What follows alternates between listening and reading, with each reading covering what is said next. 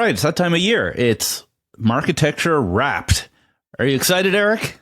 I am so excited. I can't wait to see what the year was and what the year will be. I wonder, did Spotify trademark Wrapped? Because I think they gave up with it. Now everyone's using it. Yeah.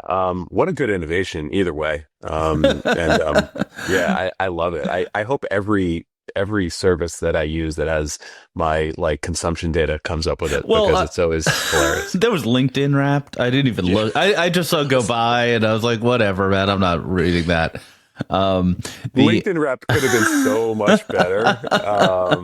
They definitely took the ultra bland route with the data they used. Well, so we're here. It is a bit before the holidays, and we're going to do an episode where last year we called it the year end, the predictions episode, the awards episode. We've called a lot of things, but we're basically going to see where what we covered this year, what was interesting, some predictions for next year, and a bunch of other things like that. We'll hold ourselves accountable for what we said last year. I had to listen to the episode this morning, and it's pretty cringy. But do what we could do.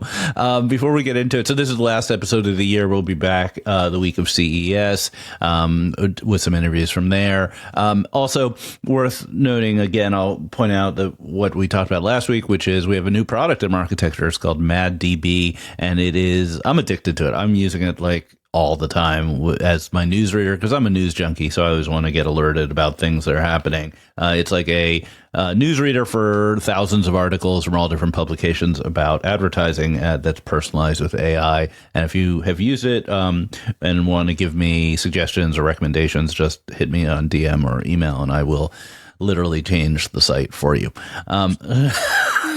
Pretty fast feedback loop on that stuff. I've seen it. So before we get into the industry, let's talk about Marketecture, because we had a really big year this year. So according to Spotify Wrapped, Spotify Wrapped has a creator view, so you could see as a podcaster what they say about you. Our audience was up 200% year over year on Spotify, which is great. All the numbers were up, which was great. Interestingly, they had our top episode as totally different from what my other stats. So I'm going to use my official stats on my ad server and my content management system, not Spotify Wrapped. You've probably seen this. I was a little surprised. Our top episode was really early in the year. It was like January 15th, and it was Paige Billins from Magnite talking about the future of CTV. I was surprised. Maybe they just promoted it. The Magnite people did some social and things like that. Because it was a great conversation. Paige and I there were some insights there, but it wasn't a blockbuster news episode or anything like that. Number two, more predictably, was the Brian O'Kelly interview I did live on stage at the first Marketecture Live, where it was effectively the conversation about the Scope 3 pivot from, you may think Scope 3 has always been an agentic AI company, but, for those readers with longer memory, they used to have something to do with climate. And that was the conversation where he had just done the pivot, and we had a pretty good conversation about that in the future of AI. So those were the top two episodes by listenership. And then at Marketecture itself, the company had a pretty big year. So we did our first two conferences, Marketecture Live 1 and 2. They were both sold out successes, and we have a giant conference coming up March 10th and 11th. You should get the early bird tickets for. They stop being early bird right around CES. We did two acquisitions. So a Serial Marketer and Adland. Adland.tv is the largest repository of Super Bowl commercials online, and we're going to be covering the Super Bowl pretty heavily coming in January. And then lastly, personally, I stepped back from being the CEO of Marketecture. So now Jeremy Bloom is the CEO of Marketecture. He's doing a great job. And we're excited about the future of the company. And I am just a random unemployed podcaster, which is how I like to be. Right.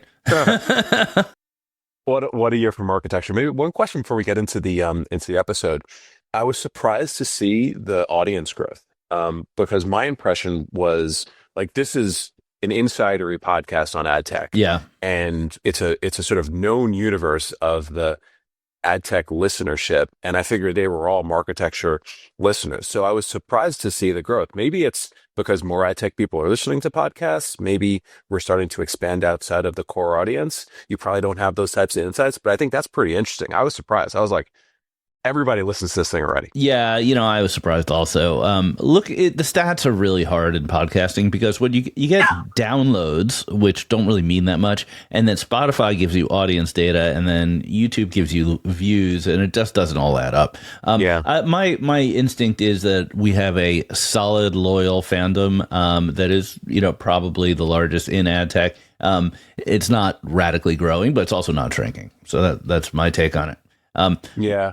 Yeah. There's probably something to more people are listening to podcasts this year than last year. The space is just growing. I think YouTube's also a big part of this in that, we just added video maybe 4 or 5 months ago. And I don't know if we were even on YouTube before about a year ago. So anecdotally, YouTube is a huge place for people to listen to podcasts. So we're participating in that. And we're happy that you're listening. That's all I can say. Yeah, absolutely. Let's get into it. Yep. Why don't we start with how we did last year, because we always end these pods with predictions, and we'll do that again this year. And then we'll get into, the year that was. So I'll run through the predictions one by one. I gotta say, we did pretty good. Did we? There was like no real whiffs. There was I would say a maybe or two. But on balance, we did pretty good. So the first two that I would say were very good calls were as follows. Number one, we see the rise in strategic M&A, which we saw a little bit of last year. Last year ended the year with Experian acquiring Audigent. There were a few other deals. This year was I went and built the list. It was wild. I'll run through it very, very quickly. T-Mobile acquiring Vistar, T-Mobile acquiring Bliss, Omnicom acquiring IPG, Paramount, Skydance, DoorDash, Symbiosis, Pinterest, TV Scientific, Publicis, Lotame, and Influential, TTD, Sincera, WPP, InfoSub, DV, Rockerbox. And that's probably not even all inclusive. There's a bunch of little deals and stuff like that. This was the year of strategic M&A. And very clearly, this is around capabilities. This is around channels. This is around, technology, which is, pretty awesome to see. Yeah. We always like to see that. M&A is a natural conclusion of many venture-funded startups. Sure. I'd push back a little bit in that, if you just think about tech, venture-funded tech in advertising, that's about half of the list of companies you mentioned. And most of those deals, outside of TV Scientific, most of those deals were pretty small. Audigent and TV Scientific were probably the two biggest ad tech deals of the year, right? Yeah. They both happen to be at Perium deals. Look at you. Vistar and Bliss. Yeah, Vistar and Bliss it wasn't that big. And Lotame was not that big, right? Okay. These are all in the $100 to $300 million range, which is great if you're an entrepreneur and you're getting that money. That's great. But if let's go down in our history lesson here. We're in 2025, so 2021, 2022, those years, you had multiple high 9-figure deals, and financings and things like, MadHive raised at $700 million and stuff like that. Yeah, sure. Triple Lift, 1.3 billion. Yeah, valuations that we may never see relative to how things normalize. But I still think the sheer number means we got this one right. It's better, strategic M&A. Much better than 2024 or 2023. Yeah. I think 2026 is going to be, a big acceleration from there. I agree. I don't even think we're going to predict that one because it seems quite obvious. We also said that we would see the continued momentum and proliferation in ad tech of AI. You specifically said we'd see more actual use cases and adoption, and with a focus on things like planning. And I think that was largely the case. A lot of companies rolled out AI tools. There's, I think, a lot of experimentation happening. We didn't anticipate what we'll talk about later, which is things like AdCP and the industry really galvanizing and pushing itself forward. But I definitely give us an A on, just thinking this would be the year of AI pushing everything forward. Yeah. And again, I think next year will be even more dramatic. this year. It was fits and starts. AdCP was a big deal, but it's only in experimental mode still. The big guys, Meta and Google, full steam ahead on AI, but many ad tech companies are just adding little chat boxes to their UI, not doing substantial stuff. So a lot more to see here. Yeah, absolutely. Okay. Then we have, I think, a collection of okay calls. So you said TikTok would get banned. TikTok didn't get banned, but we saw a deal consummate, and there is a conclusion, which is, I think, maybe a halfway, which is, it will be, controlled by a U.S. entity. So I give us an okay on that one. I don't know. I'm naive here. Like, I thought there's a law that's signed by the president that it would be enforced, but I guess I was wrong. That's okay. Number two, you said Google would spin out ad tech assets. Again, I think we are okay here because they were, declared a monopolist. This is still in the courts. There's a chance that it will happen, just not at the timeline we thought. You're an easy grader. Okay, sure. I thought it would actually be announced an actual spin out by now. And I don't think that's certainly we have a week left in the year. It appears not to be happening, and we'll get to our predictions for next year about what's going to happen to Google. I'll opine on that in a bit. Yeah, sure. And then, probably, an obvious one we talked about, live streaming would continue to grow, which, absolutely is happening. And I think there's real upside in 26. And the one that's maybe borderline was, we both agreed we would see the rise of AI first agencies and maybe a retooled agency type that's much smaller and adept at AI tools. I don't think I've seen a couple of them out there. I don't think we've seen the rise of them, but we have seen the rise of independent agencies and frankly, holdcos being pretty innovation forward on AI. Yep. AI hit the agencies and they use it well this year, which was, I think, a great story for both independents and the holdcos, is how much they're leaning into this. I'm still waiting to hear the story of this 2-person company became agency of record for some big company. We haven't seen that yet. That would be so cool, I think, and that's a when, not an if. Maybe it's not 2, but something like that. Then there were a couple of fun ones. So we ended the episode last year predicting the number of Marketecture employees. Now, you might have had your M&A plan in mind, so I was at a disadvantage. You predicted 11. I predicted 6. Yeah, What's the number? It depends. Am I an employee? I don't know. We use the word employee pretty loosely at Marketecture. I think we're 5. 5 or 6. Wow. Okay. All right. Franchi does it again. I should know, but you're pretty darn close. Let's give a call out. We have Jeremy as the CEO. We have AdTech God as our anonymous CMO. We have Hannah as our new head of sales. We have Dave Berkowitz, who's our head of community. We have Sam, who's a consultant and works on a lot of community stuff. And we have Amelia, who's our operations. So that's 6. There you go. Yep. You hit it. All right. And call out. Right, cool. And if I forgot any employees, I apologize. Got it. Shout out to Eric. And then finally, I listened to the episode again. This was pretty hilarious. At the very end, when we were riffing on CTV, you said, maybe we'll see a big Silicon Valley company come in and buy the likes of, and you were like Silicon Valley, i.e. Netflix, buying somebody like TV Scientific or Vibe. And what just happened? Yeah, it just happened. I get some points on that. That was hot. Maybe get some points on the deal. I did not get points on the deal, unlike you. All right, cool. Let's talk about the year that was. Where do you want to start, man? Why don't we do biggest news of the year? Biggest news of the year. Okay. How you want to do this? You want to go first? You want me to go first? You go. Go for it. Yeah. So biggest news of the year, and we've got the benefit of seeing each other's picks, which I just loaded into the docket this morning. We had the same, which was the Q1 earnings from TTD, which precipitated a challenging year for TTD. News of the year, because this was the number one independent company in ad tech for some time. And then the simultaneous rise of Amazon DSP.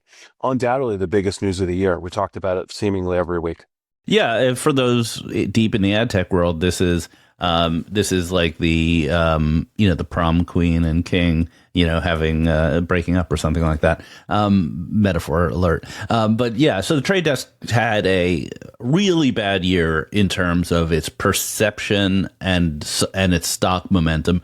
Well, the fundamentals are pretty strong. So not a bad company, not a company that's falling apart. But perception-wise, they missed a quarter of earnings for like the first time since they've been a public company. Almost simultaneously, they lose the exclusivity with Walmart, who is among their biggest partners. They have seemingly a number of spats with other companies in the industry. We'll talk about pre-bid at some point. They have some layoffs. Exits of some key people. A lot of key people leave. Some of the old guard, like Jed Dederick, who's a CRO, and the CTO, whose name escapes me at the moment. And it just felt like a parade of news. And meanwhile, you have Amazon DSP, several of whom executives have been on the show, just unrelenting progress, releasing new features, new products, willing to price lower, going at them head to head. Doesn't help that you also have the Yahoo DSP publicly reported to be competing on price. So this whole sector, the DSP sector, is very competitive. The competitive nature increased, and the company that was sitting there with a giant stock capitalization was the perception victim. I'm once again very strong company. Not saying the reality is there, but the perception has been strong. Absolutely, and stick around to the end because I think we both have some thoughts about TTD in 2026. Okay. Let's move on. Let's talk about people. Let's talk about CEOs. Sure. So let's do best private company CEO. I chose Jason Fairchild of TV Scientific. Jason has executed flawlessly over the course of 5 years. He, was early into this idea of performance CTV, recruited a team, built a company, built a brand, and is ending the year with a acquisition by a $20 billion Silicon Valley leader called Pinterest. And it was a successful acquisition at that. Definitely landed the plane, but I'm going to go with his arch rival, Arthur Queru from Vibe. So Arthur had the best ad tech ad in history, which we talked about last week. Undoubtedly, you should watch it if you didn't watch it last week. Took his company from zero to probably about the same size as TV Scientific in less time. Is on a fast track. He posted a snarky little meme online when TV Scientific News came out saying that they're on divergent paths with him towards the NASDAQ, Vibe heading towards the NASDAQ. And I think, when we talk about on your other pod with Joe Zappa, when you talk about how CEOs need to have a voice, a position, et cetera, he is a masterclass. He's putting on a masterclass here about how to communicate with the market, both customers, partners, investors, et cetera. I think they've raised a bunch of money. So Arthur, I think, gets my vote for private company CEO of the year. Yeah. I think we both made really good arguments on that one. And nobody wins. And meanwhile, the Mountain CEO is sitting around like, I got Ryan Reynolds. What's the deal? Why are you talking about me?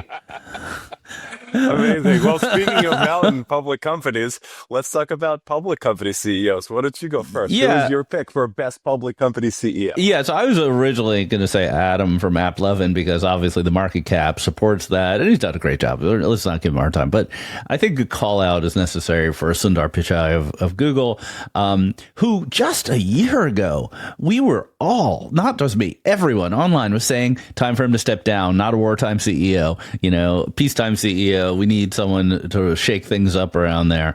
And now Google is the undisputed leader in the AI race. Undisputed. They are hitting on all cylinders. Gemini is the one of the leading platforms, fundamental models for AI. On every metric. Their search business has not been cannibalized, which is a miracle if they could pull that off. Their business makes over $1 billion a day, like a straight billion a day in revenue. which is just, I think they crossed that number about a year ago, but still is just a nutty number. All the privacy and regulatory stuff is a distraction, but they're dealing with it. And he's got, YouTube under his belt, which is the most important company in media. Neil Mohan, we mentioned last week, was named Time Magazine CEO of the Year. So he has the Time Magazine CEO of the Year reporting to him. God bless. I know Sundar has had just an amazing year. Yes, this is hard to argue with, but I don't want to agree with you on everything. But this one is a hard one to argue with, but I'll argue with it in a second and just put another name forward. Google's turnaround on AI has been incredible. And the thing about Sundar also is having, I don't know if it's the humility or the collaborative approach to letting Sergey come back and do his thing, because I've talked to a bunch of people and read, a lot of stuff on this. And basically Sergey came out of retirement and said, I'm coming to the office. I'm working again. You are all going to work again. I expect 60 hours a week, and drove some cultural change, which Sundar then really ran with, and made, was it DeepMind the center of everything, and drove a lot of technology change. So it was an amazing turnaround. Just to mix it up, I'll give it to Adam Feroji again. This company it's defying the laws of gravity. We were talking about the stock last year. I think it was up, I forget how much it was up, 3x, 7x, something like that. It's up another 2x. He's got short sellers creating all of these reports. His head is down. He is executing relentlessly. I spoke to one of the largest performance marketers last week, and I don't think I'm saying anything, that's confidential. He is in the trenches designing the ad product for performance marketers that are kind of ex mobile apps. So, total founder mode. At the end of the day, the scorecard for public CEOs is the stock price. He drove the highest stock price increase out of the class. So I'll give it to Adam. Please come on the pod, dude. Every year. Yeah. I'm talking good. Please come on the pod. Yeah, Adam's got to come on the pod. I mean, I can't imagine him continuing to be successful without coming on the pod. All right, let's do the hottest trends, the current trends, not predictions. So I'll get us started here. I think that as we're leaving 2025, and there was news over the past couple of weeks, including the Warner Brothers acquisition news. The biggest news here is that Yahoo, I'm sorry, not Yahoo. I can't believe I just said Yahoo, YouTube and Netflix are effectively creating a duopoly in streaming. Where they're so much bigger than number 3, number 4, meaning Disney, and bigger than Disney. Disney's the biggest media company in the world, but they're so much bigger that they're starting to grab rights, and they're starting to flex their muscles in ways that are going to be harder and harder for other people to compete with. Netflix grabbed a whole bunch of podcasts, exclusive video podcasts, and then YouTube turned around and did exclusive rights to the Oscars, which was one of the tentpole TV events, and Netflix obviously buying Warner Brothers, if that goes through, gives them just so much catalog, so much momentum, and they're not going to be the only ones. Obviously, Amazon's got a big position here, and Disney has a big position, but it's starting to consolidate. And that's a really important story as it relates to advertising, because YouTube runs walled garden, as we all know, and Netflix, is early. All right. It's really unclear where Netflix ends up in this whole advertising world.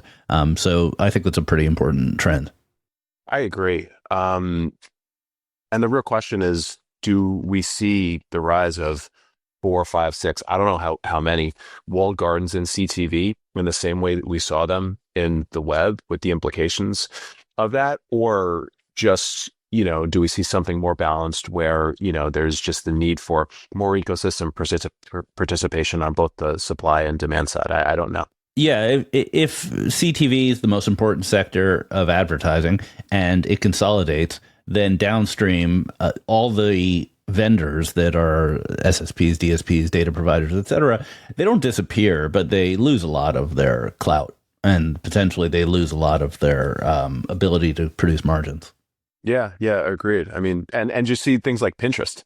All of a sudden, Pinterest can become an interesting mini walled garden in CTV with the acquisition of TV Scientific, and they probably have like made their bet in CTV. So super interesting. I mean, to me, the hottest trend is obviously AI. It's obviously agentic AI across the board in every way. But as it relates to our industry, I mean, what a year. We got the rise of a new category, right? AEO, GEO, of multiple companies who raised anywhere from 10 to 20 to $40 million. We got a new open standard, AdCP. We had the launch of a new organization, agenticadvertising.org. We got a new Lumascape. Wow. That is filled with new companies. If you take a step back, I mean, this was the year that really advanced agentic AI, not only as on the whole, right, but as it relates to advertising.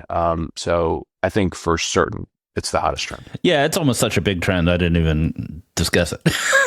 I know, but right. But if you take a step back and we just talk about like some of these highlights this year, yeah, it's like, wow, Yeah, you definitely have a point here. AI is so interesting, and I wrote about it in my newsletter that came out this morning as we're recording this on Monday. Is it like the ad exchange, something that changes advertising in every way, or is it like Excel, something that changes advertising but doesn't produce any companies? Like you couldn't have a modern advertising business without Microsoft Excel, right? But there's no Excel for advertising startups. Right. I absolutely believe that, it creates companies. It doesn't just create, Excel, but we shall see. That's why you're an investor. Yes, sir. All right, let's do hot companies. So Sure. This is right in your wheelhouse. I'm going to guess this is going to be a portfolio company of yours. So hottest early stage startup. This was tough. This is always tough because I don't want to get anybody upset. I also, kind of see a lot of, company information about, who's growing and who's not. Yeah, you have good info. Yeah. So my nomination is Swivel. Okay. Swivel, which was formerly called Pilot Desk. CEO is Joe Hirsch and a lot of the former team from SpringServe. Swivel launched only a year and a half ago. Like literally, I kind of spun out of Magnite and then started what was Pilot Desk a year and a half ago. You had some early conversations that you were part of when we were just like talking to Joe about the business, and they moved incredibly fast in getting customers, kind of being one of these first AI for ops companies. And then when AdCP happened, Joe went all in and is now like on the bleeding edge of executing agentic buys. And I think they have an opportunity to build a really big business. They raised their Series A this year. There's a lot of seed rounds. There weren't many Series A's. So to raise a Series A, that's an accomplishment as well. And I think the buzz on this company is only going to be building. So that was my pick for startup of the year. All right. Yeah. I endorse that pick. I love Joe. And it's an interesting space. For me, I have two. You could have more than one, right? I didn't know I could get two. Yeah. All right. Branch Labs, who we've had on this podcast. I really like the way they're using neural nets to do targeting of pharma conditions and things like that in a totally privacy safe way. I think that's a really interesting way to do things, and is largely the future. And they've had a huge, a very, very fast acceleration in growth from when they started to having significant major pharma customers already.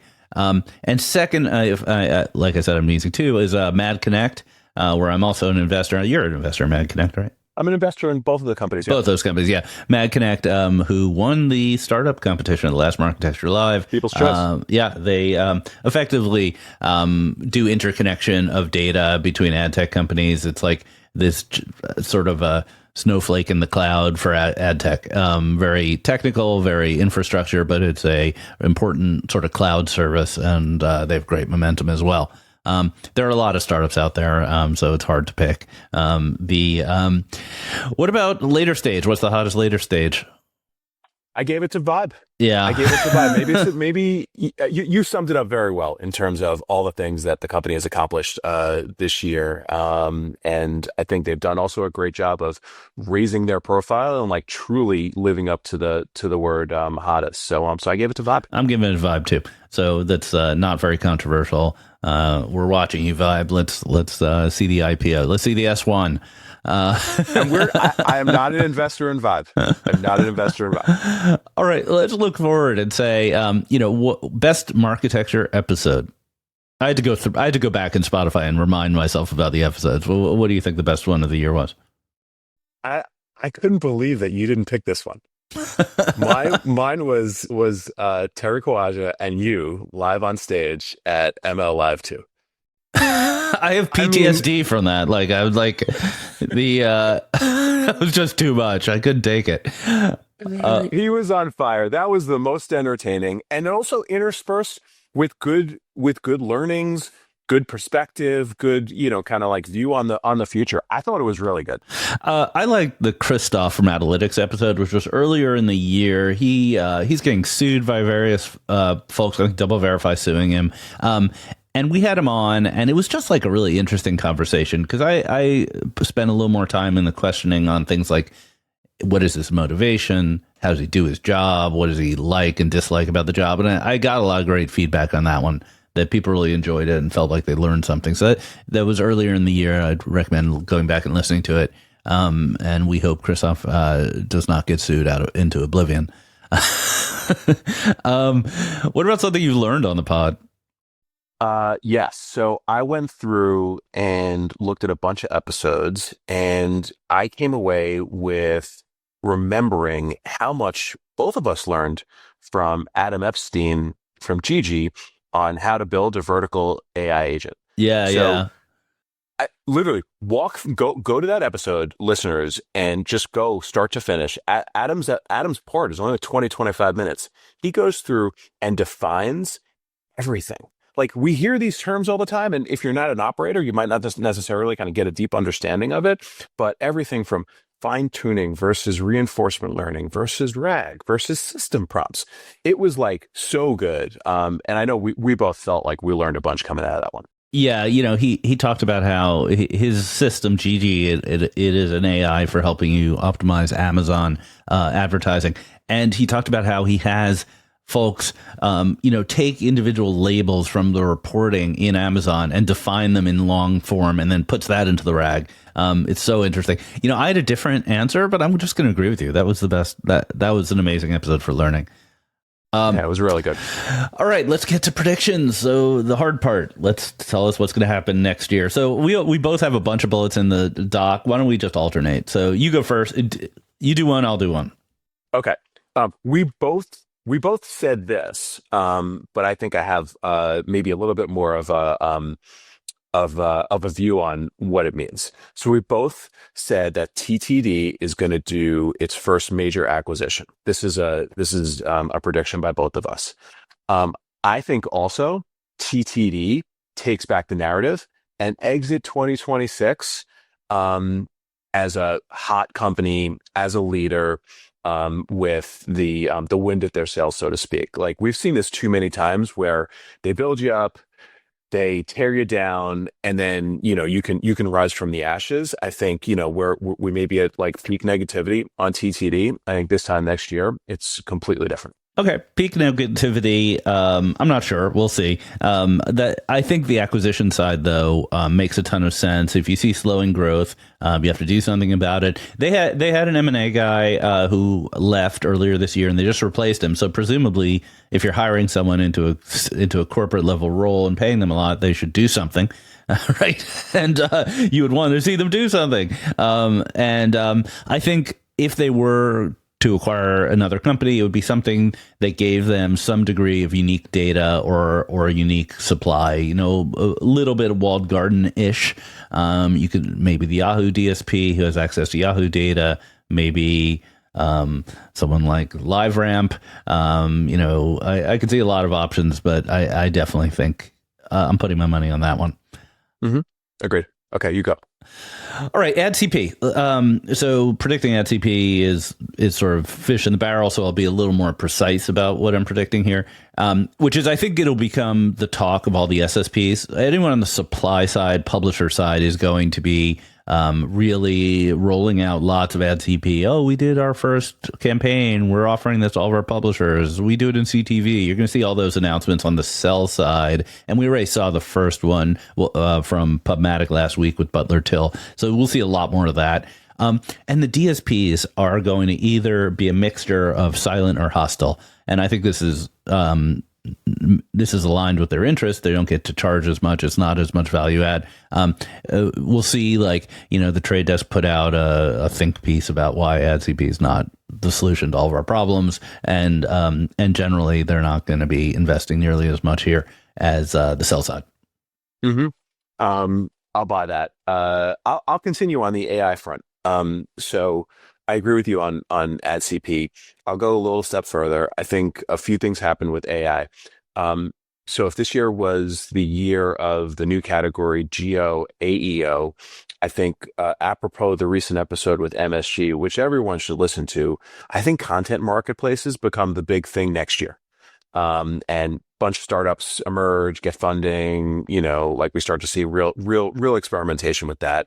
I think number two, next year, the LLMs launch ad products. I think OpenAI does it next year, perhaps the others.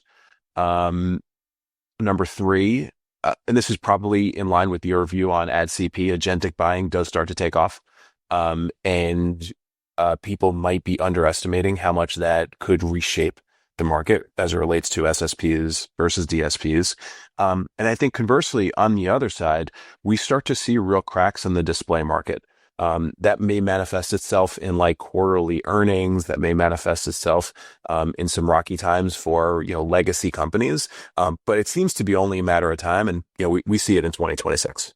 Yeah, I can't really disagree with any of those things. I think the content marketplaces are going to be very experimental in 2026. Yeah. We won't see major volume there, and ad products for OpenAI at least is a no-brainer.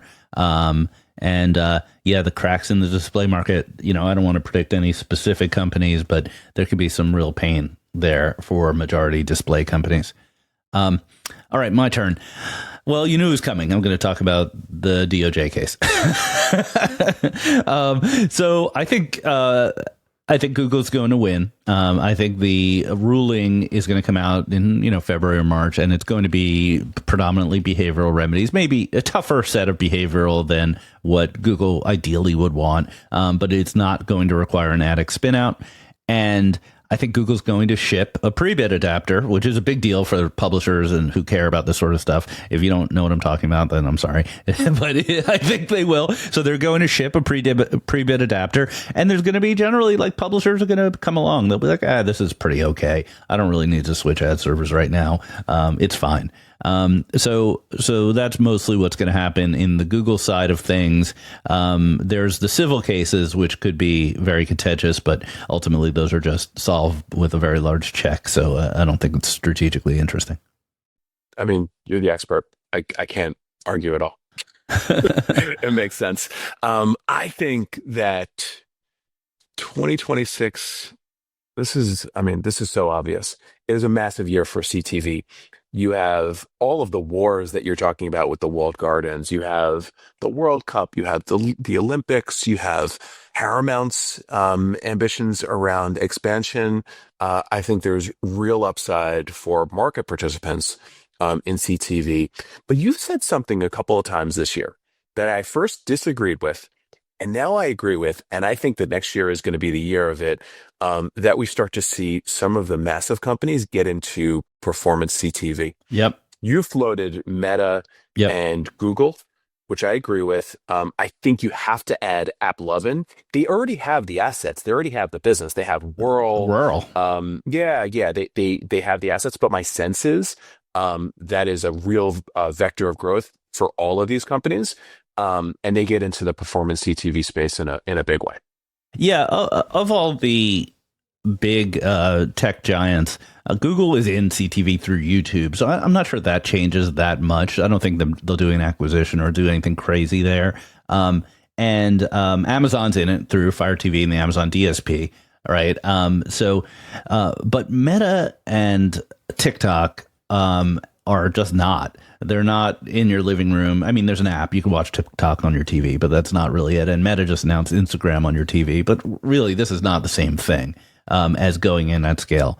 And I think in particular, Meta is going to make a big move into CTV, either organic or through acquisitions. Yeah. On the Google point, yes, YouTube is CTV for Google, but they have these incredible capabilities, particularly around PMAX and relationships with media companies and publishers. If they wanted to get serious and expand it as a channel, which again, why not? I think there's an opportunity to have real upside there, but it remains to be seen.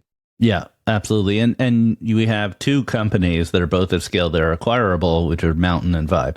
Neither is cheap, but if you want to blow a couple $1 billion to get into the market, go for it. When you are worth $1 trillion, $3 trillion, like a billion or a couple billion is it's not even a bet. Meta buying Mountain would just be like a no-brainer, right? All right.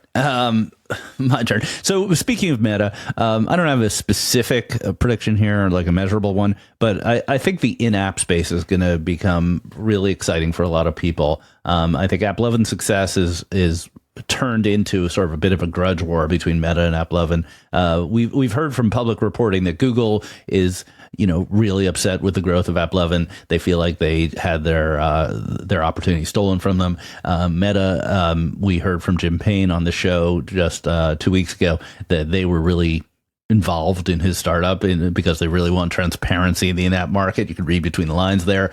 The Meta versus AppLovin fight is going to go brawl in the streets, and as a result, I think a lot of companies that are in the in-app space will suddenly become interesting again. MMPs, Unity, some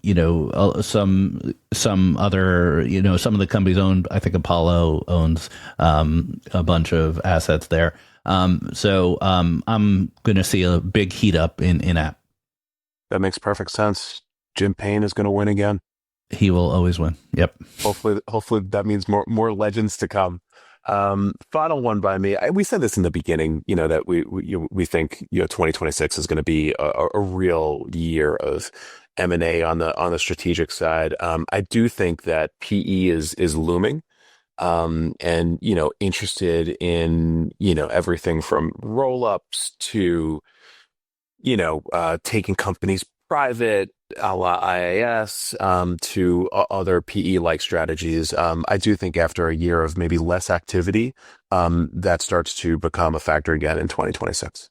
Yeah, I think it'll be a little bit different in that it might be a little bit more bargain hunting, like the bending spoons model. There's a lot of companies that are just not in a position to IPO or to have a giant exit and still are healthy businesses.